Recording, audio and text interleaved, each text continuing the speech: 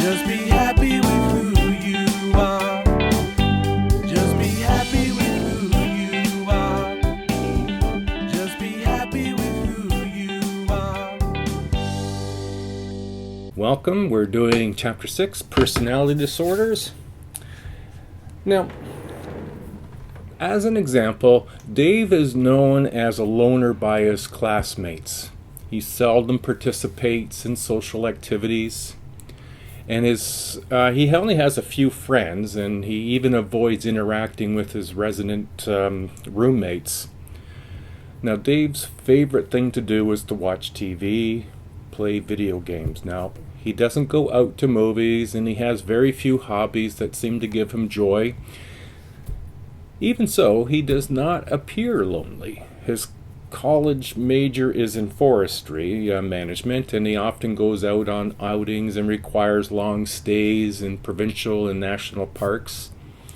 His classmates would sit around together at campfire at night and socialize, and Dave would prefer to be by himself. Another example, Linda works in a small startup business specializing in technology development, and she described by friends and family and coworkers as extremely compulsive. When she attends team meetings, Linda is demanding and insistent that things be done correctly in the manner by which they must be done. Now, her frustrations, she frustrates colleagues when she posts task lists for each project. Team members were expected to use red markers only and to check off each task posted on the bulletin board once the job was complete. Now, Linda became very upset when even the most trivial detail was not completed in accordance with her directions. Everything had to be done flawlessly. Now, we went from another example is Will went partying with friends in Toronto when he met a woman who offered him sex for money in a nearby hotel. Now, despite warnings from his friends to use a condom, he failed to do so. Throughout his life, Will has been known as a reckless or impulsive. He enjoys risky and dangerous activities such as racing his car against other willing drivers, discharging a gun that he owns into the night sky. Will becomes bored easily and needs constant excitement. His impulsivity, distractibility, and constant need for change makes it difficult for Will to hold down a job. Now, Dave, Linda, and Will's behavior, thoughts, and feelings typify how they generally respond to life situations. Now, these behavioral and mental characteristics makes each of the people in the examples unique, thus form the basis for their personalities. Now, in psychology, personality refers to a pattern of recognizable behaviors. Dave prefers spending time alone and avoids almost all social interactions. Linda is detail-oriented, a perfectionist, and inflexible, and Will is, by contrast, impulsive, a thrill-seeker, and a risk-taker. So what makes anyone personality, more pathological?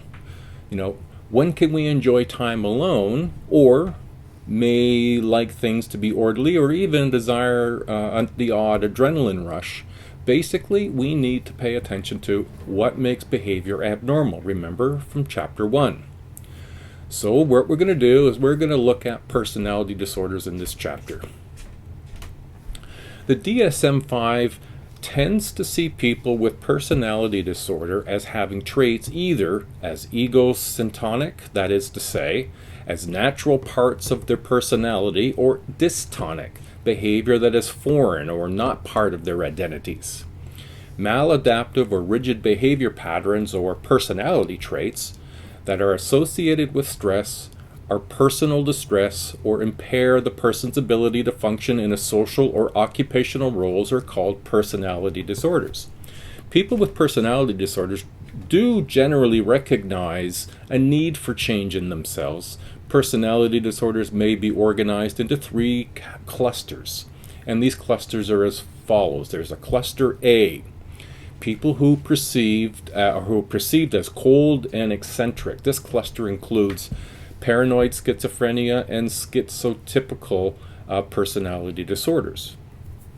Cluster B, people whose behavior is overly dramatic, emotional, or erratic. Now, this grouping consists of antisocial, borderline histrionic, and narcissistic personality disorders. And then cluster 3, people who often appear anxious or fearful. Now, this cluster includes avoidance, dependence, and obsessive compulsive personality disorder. And we're going to start with cluster A. Now, we're doing basically the descriptions of each, and as I've done in the past, we'll be doing 3 separate videos. So the personality disorder characterized, this is cluster A, by odd or eccentric behaviors. This includes people with paranoid personality disorder. They are unduly suspicious and mistrustful of others, to the point that their relationships suffer. But they do not hold more flagrant delusions typical of schizophrenia. So there's a distinction. Paranoid personality disorder is characterized by a belief that others are lying, cheating, exploiting, or trying to harm you in some manner.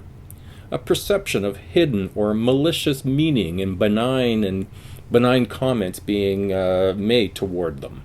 Overthinking comments, analyzing, and always negative conclusions. An inability to work collaboratively with others. Emotional detachment, the inability to connect with others, emotionally numb, including hostility towards others and extreme jealousy in some cases. Now, it's important to remind ourselves that when we're talking about these sort of descriptors, that we may either ourselves or know others who show signs of these from time to time.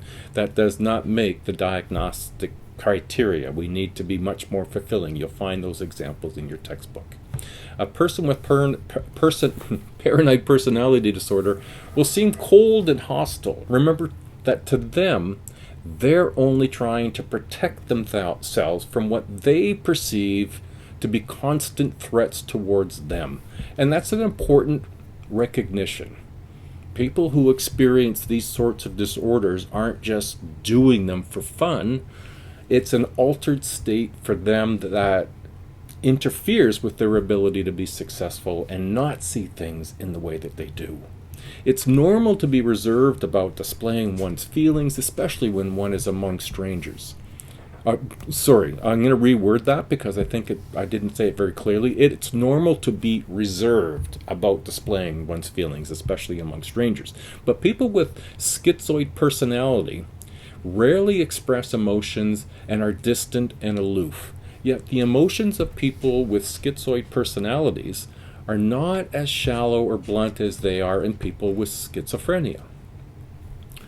Now, the second cluster A type that we'll look at is schizoid personality disorder, which describes people as having little of any interest in social relationships. They show a restricted range of emotional expression and appear distant and aloof. Schizotypal personality appear odd and eccentric in their thoughts, mannerisms, and behaviors, but not to the degree as in schizophrenia. You could almost say this is a mild form of schizophrenia. Now, schizoid personality disorder is characterized by extreme introversion, withdrawn, not social, emotionally distant, even from very close family members.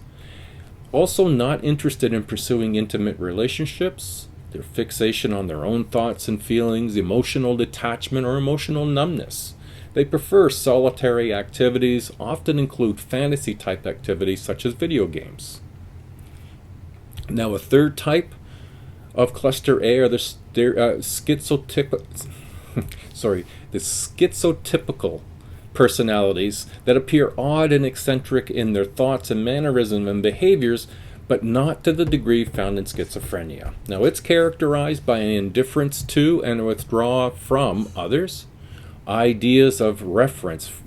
This is a form of delusional thinking where they will read personal meaning of other people's behavior or external events. These are not accurate and are independent of others. That is to say that it's just in their own experience that they see that about other people, where they read between the lines something that's there when it really isn't there.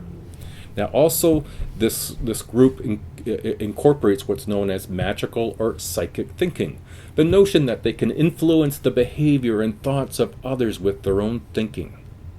Now, it's also characterized by odd, eccentric style of dressing.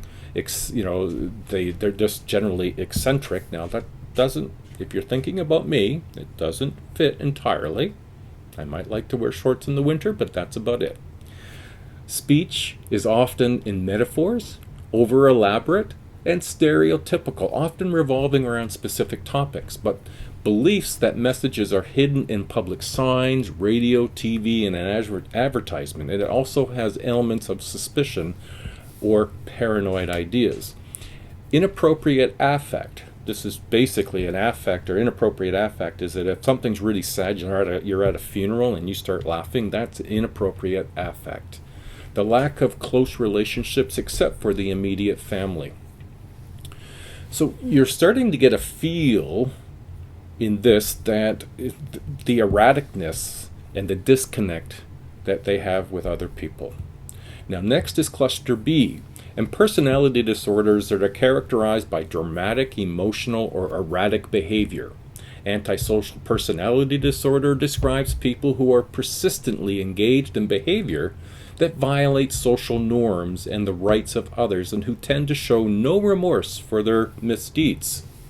Often characterized by actions most of us would find unacceptable. Stealing from friends and family, pathological lying, lying almost continuously, manipulating others with no concern for the victims and no feelings of remorse. The terms psychopath and sociopath were used to classify anti-personality disorder. Test terms include personality patterns that are characterized by superficial charm, deceitfulness, manipulativeness, irresponsibility, sensation-seeking, and the lack of empathy, anxiety, or remorse, combined with persistent violations of social norms. A social deviant and nomadic lifestyles, and very impulsive. Now, as far as criminality and antisocial behavior is concerned, not all criminals show signs of psychopathy or psychopathy, and only a minority of people with psychopathic personality become criminals. Many psychopaths are law-abiding and quite successful in their chosen occupations, yet they possess a personality style characterized by callous disregard for interests and feelings of others. You might hear in the business world, it's not personal, it's just business. Well, not everybody is able to separate that so quickly and easily as someone who might have psychopathy, where that awareness isn't there. Psychological and biological factors associated with antisocial personality disorder and psychopathy include a lack of emotional responsiveness, the lack of anxiety when in stressful situations. The galvanic skin response is lower than most other people. They don't feel anxious and nervous in times when maybe most of us would. They have a good management of that, or the lack of emotional responsiveness. The craving for stimulation model, optimum level of arousal, they need higher than normal arousal to maintain optimum levels. Most of us need some degree of stress to optimize the arousal in order to attend to the task and complete it successfully. Somebody antisocial personality disorder need more than normal arousal just to get to the optimum level. And it's not always bad. Astronauts going into space in a rocket, thrill-seeking can be managed in these high-stress management situations. They don't get as anxious and nervous and fearful as we might under those same circumstances. 3, the lack of restraint on impulsivity. Lower levels of activity in the frontal lobe inhibits impulsive behavior. Number 4 on this characteristic is limbic abnormalities. Psychopaths are engaged in criminal activity, may have lower activity in the emotional processing areas of their brains. You'll find in week 6, I've also posted a video of Dr. Dutton and his account of his research into psychopaths. You might find it interesting. Borderline personality disorder, this is another cluster B, is defined in terms of instability in self-image, relationships, and moods. So a lot of their interaction with other people is unpredictable and unstable in regards to who they see themselves being.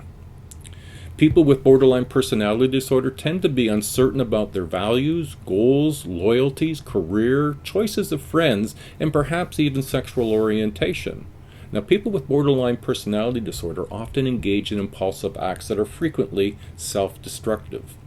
Some of the characterizations: difficult in controlling emotions or impulses, frequent dramatic changes in mood, opinions, and plans, a history of stormy relationships, often involving frequent and intense anger and possibly physical fights, fear of being alone, despite the tendency to push people away, and feeling of emptiness, very unstable in terms of relationships and moods, and etc.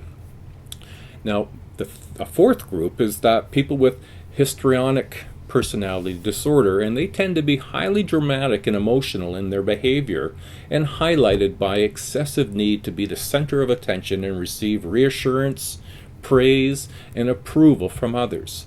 Such persons often appear overly dramatic and emotional in their behavior. This is characterized by the tendency to be overly dramatic, seem to be acting almost. The term histrionic refers to a person who is theatrical in manner. Excessive sensitivity to approval of others, attention-grabbing, overly sexually provocative clothing and behavior. Attention-seeking is not always good attention. Bad attention is better than none. None needs to be at the center of attention. Excessive concern for physical appearance. False sense of intimacy with others, believes everyone loves them, and oftentimes people find them irritating. Constant, sudden emotional shifts. Very social and extroverted, but self-absorbed. Now, whereas people with narcissistic personality disorder have inflated, grandiose sense of themselves, and like those with the histrionic personalities, demand to be the center of attention. Now,